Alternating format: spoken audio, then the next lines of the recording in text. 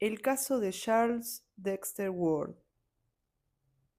Puédense preparar y conservar sales esenciales de animales, de manera que un hombre hábil puede haber en su aposento un arca de Noé entera, y levantar de sus cenizas, cuando así le place, la hermosa figura de un animal. Y por semejante procedimiento de las sales esenciales del polvo humano, puede un filósofo, sin caer en ninguna nigromancia criminal, llamar la figura de cualquier antepasado sirviéndose del residuo de su incineración. Borellus. Capítulo 1. Un resultado y un prólogo. Hace poco, desapareció de un sanatorio psiquiátrico próximo a Providence, Rhode Island, una persona extremadamente singular. Se llamaba Charles Dexter Ward y había sido internado muy contra su voluntad por el afligido padre, que había observado cómo su deterioro mental había pasado de la mera excentricidad a una oscura manía con riesgo de desarrollar tendencias homicidas, acompañada de un cambio extraño y profundo del aparente contenido de su conciencia. Los médicos confiesan su total perplejidad ante este caso, ya que presentaba anomalías generales tanto de carácter fisiológico como psicológico. En primer lugar, el paciente parecía mucho más viejo de lo que correspondía a sus 26 años. Es cierto que las enfermedades mentales ocasionan un envejecimiento prematuro, pero el rostro de este joven había adquirido un matiz sutil que solo los muy ancianos suelen presentar. En segundo lugar, sus funciones orgánicas mostraban un desequilibrio sin parangón en la experiencia médica. La respiración y la función cardíaca delataban una desconcertante asimetría. Había perdido voz al extremo de que solo le salía un susurro. Su digestión era increíblemente lenta y reducida, y sus reacciones nerviosas a estímulos convencionales no tenían precedente en lo registrado hasta hoy, tanto normal como patológico. Tenía la piel morbosamente fría, seca y suelta, con la estructura celular de su tejido exageradamente áspera. Incluso le había desaparecido de la cadera derecha un gran lunar aceitunado que tenía de nacimiento. En cambio, le había salido en el pecho una extraña mancha o verruga negruzca de la que antes no había tenido el más pequeño indicio. En general, todos los médicos coinciden en que los procesos metabólicos de Ward se habían retardado a un grado insólito. Psíquicamente también, Charles Ward representaba un caso rarísimo. Su demencia carecía de afinidad con ninguna de cuantas recogen los tratados más actuales y exhaustivos, y se asociaba con una fuerza mental que habría hecho de él un genio o un líder, de no haber derivado hacia formas extrañas y grotescas. El doctor Willett, médico de la familia de los Ward, sostiene que la capacidad intelectual del paciente, a juzgar por sus respuestas a preguntas ajenas a la esfera de su enfermedad, había aumentado desde su reclusión. Es verdad que Ward fue siempre un estudioso y un apasionado de las cosas antiguas, pero ni siquiera sus brillantes escritos primerizos habían permitido vislumbrar la prodigiosa penetración y capacidad de comprensión que reveló durante el examen a que le sometieron los alienistas. A decir verdad, fue difícil decidir el internamiento legal de este joven, tan lúcido y poderoso se revelaba su discernimiento. Y solo por el testimonio de otros, y habida cuenta de las numerosas e insólitas lagunas que presentaba su repertorio de datos, cotidianos en comparación con su capacidad, fue finalmente encerrado. Hasta el momento mismo de su desaparición, fue un lector omnívoro y un gran conversador hasta donde le permitía su escasa voz. De manera que los expertos que le tenían bajo observación, lejos de prever su fuga, predecían que no tardaría en quedar libre de toda custodia. Solo al doctor Willett, que había traído a Charles Ward al mundo y le había visto desarrollarse física y psíquicamente, parecía asustarle la idea de su posible puesta en libertad. Había tenido una experiencia terrible y había hecho un terrible descubrimiento que no se atrevía a revelar a sus escépticos colegas. El hecho es que la relación de Willett con el caso constituye un pequeño misterio aparte. Fue el último que vio al paciente antes de que huyera, y salió de esa entrevista final con una mezcla de horror y alivio que varios recordaron 3 horas después, al saberse la desaparición de Ward. La fuga misma es un misterio no resuelto del sanatorio. Su ventana abierta, situada a una altura de 60 pies, difícilmente puede explicarla. Sin embargo, es innegable que después de esa charla con Willett, el joven había desaparecido. El propio Willett proclama públicamente que no tiene ninguna explicación que ofrecer, si bien extrañamente parece más tranquilo que antes de la desaparición. En realidad, muchos tienen la impresión de que sería más explícito si estuviese seguro de que le iban a creer. Había estado con Ward en su celda. Sin embargo, poco después de marcharse, los celadores llamaron en vano, y cuando abrieron la puerta, el paciente no estaba. Lo único que encontraron fue la ventana abierta, por la que entraba una brisa de abril y un remolino de polvo gris azulado que casi les asfixió. Los perros habían estado ladrando poco antes, durante el rato que Willett estuvo presente, aunque sin nada concreto que acosar, y dejaron de hacerlo muy poco después. Enseguida telefonearon al padre para decírselo, pero la noticia pareció causarle más tristeza que sorpresa. Cuando el doctor Wade fue a informarle personalmente, el doctor Willett ya había hablado con él y los dos negaron saber nada ni tener nada que ver con su fuga. Solo gracias a unos amigos de confianza de Willett y del señor Ward se han llegado a conocer algunas pistas, aunque éstas resultan demasiado fantásticas para que nadie las conceda el menor crédito. Lo único cierto es que hasta ahora no se ha descubierto ninguna pista del loco desaparecido. Charles Ward fue desde la niñez un apasionado de lo antiguo, pasión que sin duda le inspiró el entorno venerable de la ciudad, así como las reliquias que atestaban los rincones de la vieja mansión paterna de Prospect Street, en lo alto del cerro. Por los años, su devoción por las cosas antiguas fue en aumento, de manera que la historia, la genealogía, el estudio de la arquitectura colonial, del mobiliario y de la artesanía acabaron desalojando de su ámbito de intereses todo lo demás. Conviene tener presente estos gustos a la hora de considerar su locura, porque aunque no constituyen en absoluto su núcleo, periféricamente tuvieron un papel destacado. Las lagunas de información que los alienistas advertían afectaban sin excepción al conocimiento del mundo moderno, y él trataba de contrarrestarlo invariablemente con un dominio excesivo del pasado que no obstante intentaba disimular, pero que un hábil interrogatorio puso de manifiesto, de manera que uno habría podido imaginar que el paciente se trasladaba literalmente a épocas pretéritas mediante una especie de oscura autohipnosis. Lo sorprendente era que ahora Ward no hacía ya caso de las antigüedades que tan bien conocía. Parecía que de puros familiares le habían dejado de interesar, y todos sus esfuerzos, hacia el final, se dirigían claramente a dominar esos detalles corrientes de la vida moderna que tan absoluta e inequívocamente se le habían borrado del cerebro. Hacía lo posible por ocultar esta pérdida de memoria de lo habitual, pero era evidente que cualquiera que lo observara, que tanto sus lecturas como su conversación respondían a un frenético deseo de asimilar cosas de su propia vida y de la realidad cultural y práctica del siglo XX que debería poseer por el mero hecho de haber nacido en 1902 y haberse educado en una escuela de nuestro tiempo. Los alienistas se preguntaban cómo se las arreglará el paciente huido en este complicado mundo de hoy, con esa desconcertante falta de conocimientos cotidianos. La opinión general es que permanecerá escondido en algún ambiente humilde y retirado hasta que su caudal de información sobre la vida moderna se acerque a lo normal. No hay unanimidad entre los alienistas sobre cuándo empezó la locura de Ward. El doctor Lehman, eminente autoridad de Boston, sitúa su inicio en 1919 o 1920, durante el último año del muchacho en la Moses Brown School, en que de repente cambió el estudio del pasado por el estudio de lo oculto y se negó a ingresar en la universidad alegando que pretendía llevar a cabo ciertas investigaciones personales de mucha más importancia.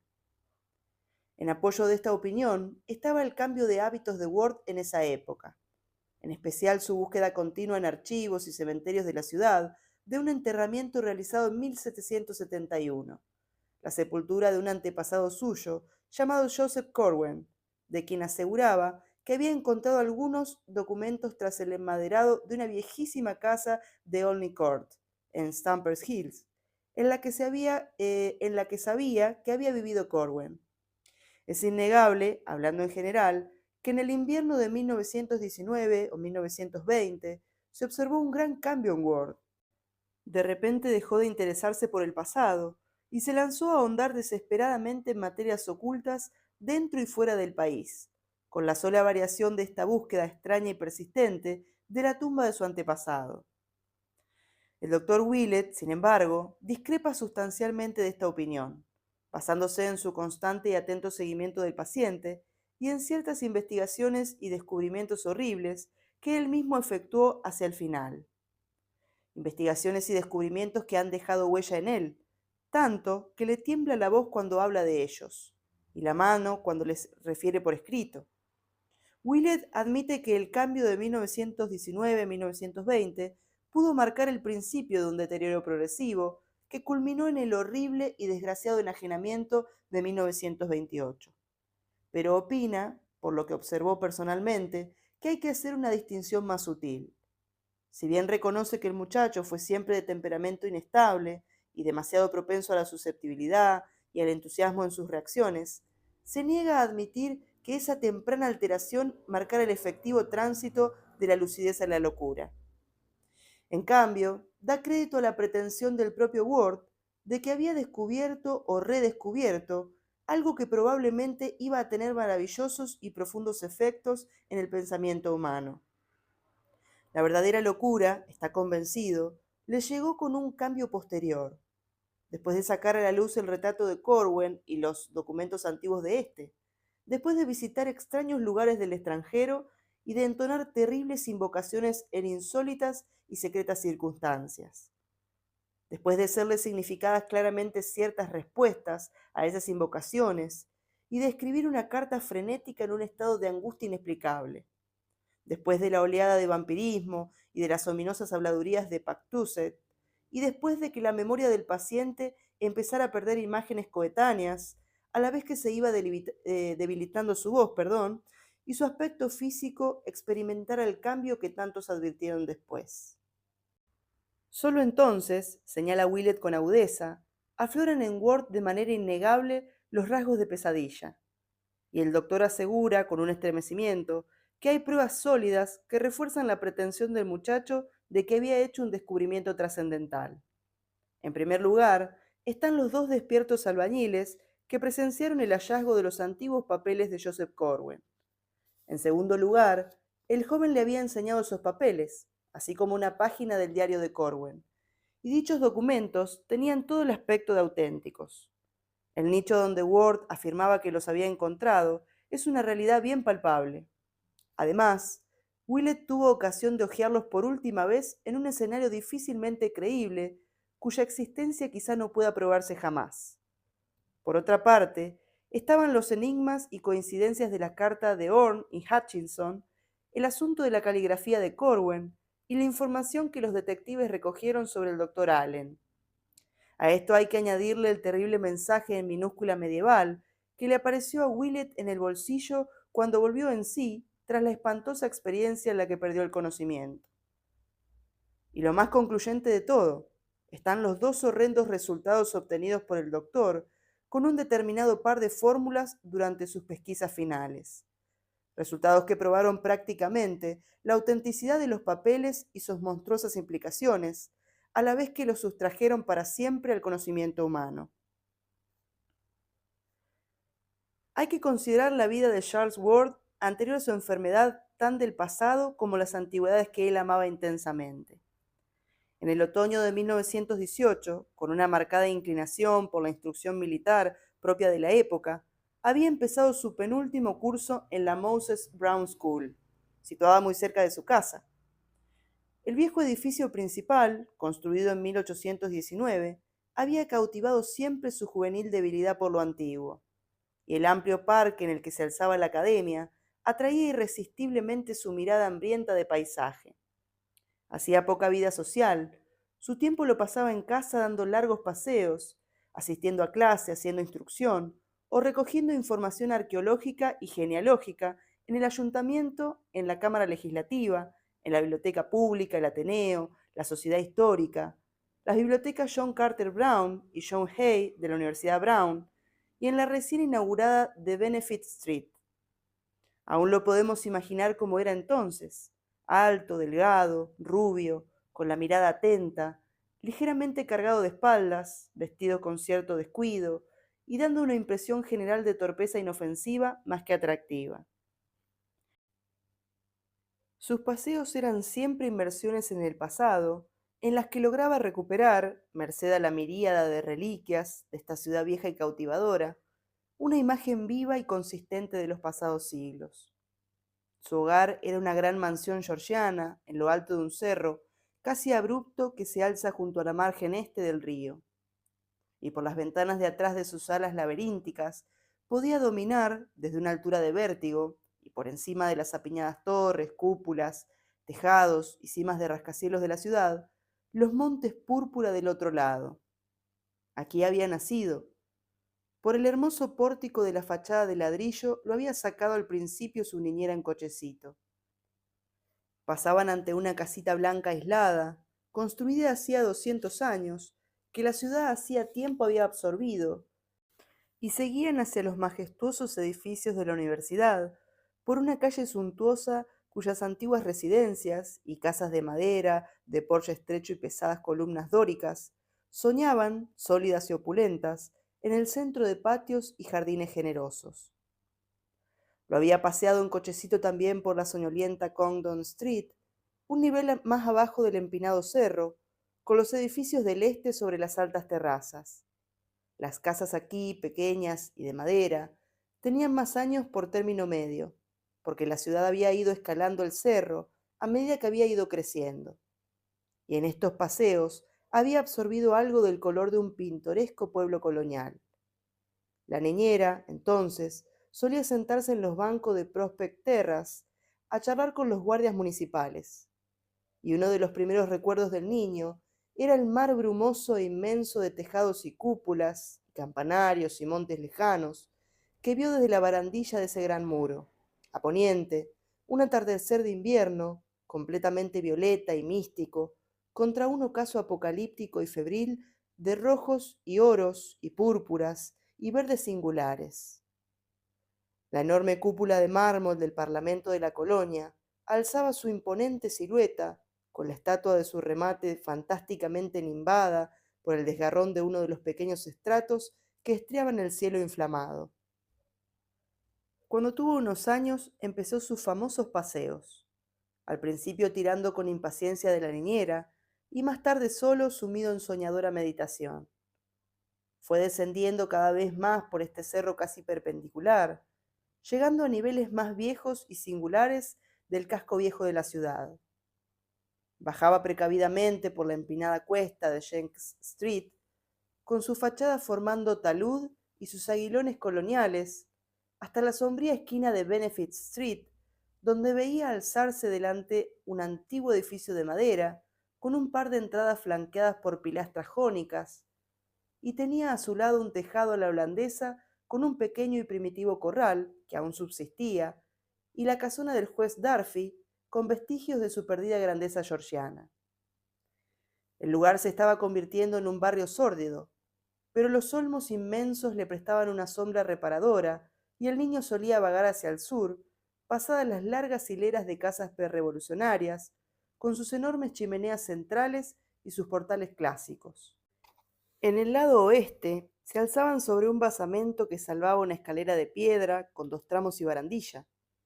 El joven Charles podría imaginarlas cuando la calle era nueva, y los tacones rojos y las pelucas realzaban los frontones pintados cuyos signos de deterioro se hacían ahora visibles. Al oeste, el cerro descendía casi tan abruptamente como lo descrito más arriba, hasta la vieja Town Street, que los fundadores trazaron junto al río en 1636. En ella desembocaban innumerables callejas de casas torcidas, apretujadas, enormemente antiguas, y aunque le fascinaban, tardó mucho en atreverse a adentrarse en su arcaica verticalidad, por temor a que se revelaran un sueño o un acceso a terrores desconocidos. Encontraba menos temible seguir a lo largo de Benefit Street, pasar por la verja de hierro del recoleto cementerio de St. John, la parte de atrás de la Colony House de 1761 y el ruinoso edificio de la posada La Bola de Oro, donde Washington se detuvo una vez. En Meeting Street llamada en otro tiempo Gow Lane y King Street, al mirar hacia arriba en dirección este, veía la escalera arqueada a la que tenía que recurrir la calle para subir la ladera. Y hacia abajo, hacia el oeste, divisaba la vieja escuela colonial, de ladrillo, sonriendo desde el otro lado de la calzada al antiguo cartel de la cabeza de Shakespeare, donde se imprimía la Providence Gazette and Country Journal antes de la Revolución. A continuación estaba la exquisita y lujosa primera iglesia baptista de 1775, con su inigualable aguja chips y las cúpulas y tejados georgianos alzándose alrededor.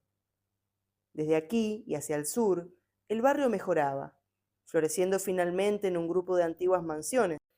En cambio, las primitivas callejas se precipitaban cuesta abajo hacia el oeste, espectrales a causa de su gastado arcaísmo, y se hundían en un tumulto de sordidez donde el viejo e inmundo barrio, portuario, evocaba sus orgullosos tiempos del tráfico con las Indias orientales, en medio de la mugre y el vicio políglota, de embarcaderos podridos, legañosos almacenes de efectos navales, y callejones en los que aún perviven nombres como Packet, Bullion, Gold, Silver, Coin, Doblon, Sovereign, Guilder, Dólar, Dime y Cent.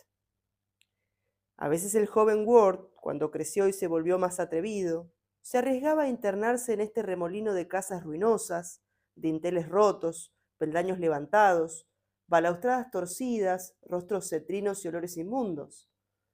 Recorría las callejas de South Main a South Street, descubría muelles donde aún amarraban los vapores de la bahía y del estrecho, y regresaba hacia el norte por esa parte baja, cruzando ante los almacenes de tejados puntiagudos de 1816, y atravesando la ancha plaza del Puente Grande, donde aún se alza firme el edificio del mercado, con sus arcos antiguos.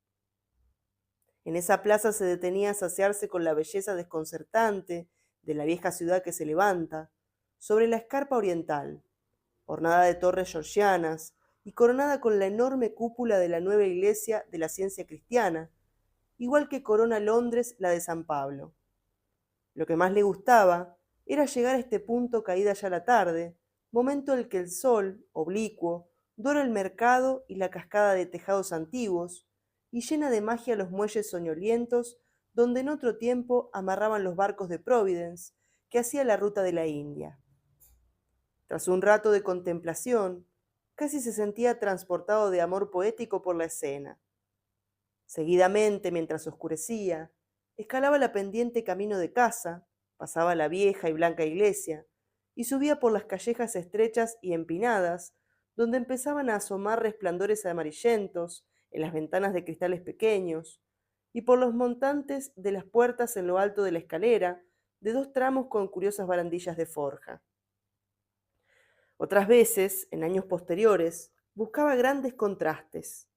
La mitad del recorrido lo hacía por las ruinosas regiones coloniales, al noroeste de su casa, donde el cerro desciende hasta la eminencia inferior de Stamper's Hill, con su barrio negro y judío, apeñado alrededor de la plaza de donde salía la diligencia de Boston antes de la Revolución, y la otra mitad por el amable reino de la parte sur, por las calles George, Benevolent, Power y Williams, donde la vieja ladera conserva inalterables las elegantes residencias, jardines vallados y empinados y verdes senderos en los que perduran multitud de recuerdos fragantes.